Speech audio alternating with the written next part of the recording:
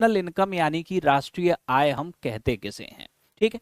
तो एक सबसे सिंपल भाषा में अगर हम आपको समझाएं, फैमिली इनकम आपके किसे कहते हैं, तो किसी फैमिली की जो इनकम होती है आपके एक महीने में या एक साल में, वो फैमिली की इनकम। ठीक इसी तरीके से नेशनल इनकम किसे कहेंगे हम, किसी नेशन की जो आपके इनकम होगी, ठीक, एक निर्धारित समय अवधि में। अब बात जब नेशन की होगी तो ये समय अवधि होती है एक साल।